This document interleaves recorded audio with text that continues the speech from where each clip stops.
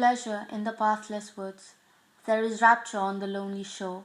There is society when none intrudes. By the deep sea and music in its roar. I love not man the less, but nature more. By George Gordon Byron. Nature. What does nature mean to you? Is it the sky, the plants and wildlife? Or is it just a credit card with no spending limits that is being brutally used and abused? To me, nature is everything that was put on earth long before man came into existence. It is something irreplaceable that we can never become imperfect without. Sadly, we humans are extirpating forests of their gorgeous trees, and we go on eradicating nature of its pulchritude, denying the truth that nature has done nothing but help us at every other stage in our life. And even when we are going through difficult situations, we have found peace and reconciliation by connecting with nature. However, the greenhouse gases that are emitted now have been higher than ever before. Deforestation contributes to about 30% of the carbon emissions, and we are thereby destroying the most valuable key to solving the mass obstacle of climate change. Climate change is not a hoax. It is crucial for action to be taken immediately, or else our most precious blessing will be irrevocable before we even know it. It's time that we wake up and do something for nature. It's time that we give our Mother Nature the attention and respect that she rightfully deserves.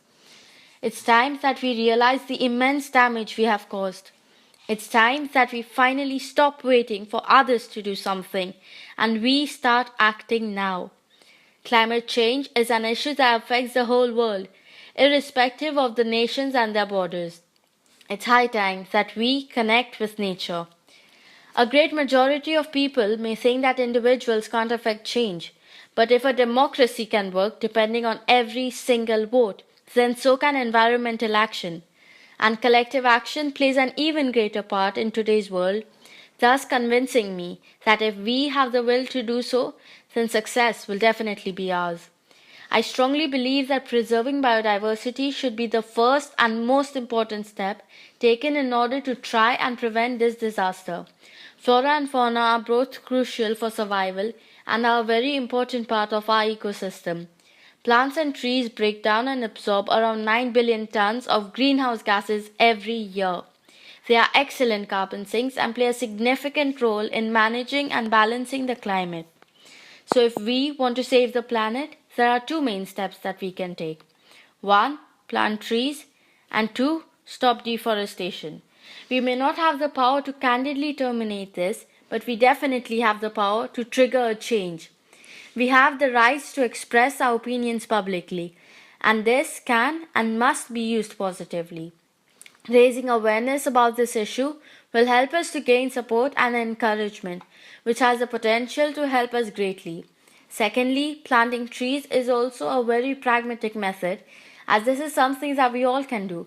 It is imperative that we think about the consequences of landscaping our yard, and instead we should make an effort to plant a tree or two, particularly plants that are bee-friendly. For example, lavenders, roses, sunflowers, and geraniums. Not only will this be advantageous for the rapidly decreasing bee population, but it will also improve our mental and physical health.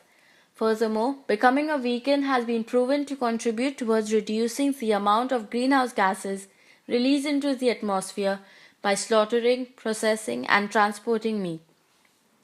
A few more ways through which climate change can be fought are cleaning up not just yours but others' litter as well, setting up a wildlife shelter, conserving and switching to renewable sources of energy, reduce, reuse, and recycle, use public transport and choose riding a bicycle or walking, and encouraging people to find alternatives for materials being used in construction. To conclude this, I would like to say that environment crisis is what man brought to himself. Greed, progress, luxury, status, all that man wanted for himself is what brought nature to this brink, and it is man who can get himself out of this situation.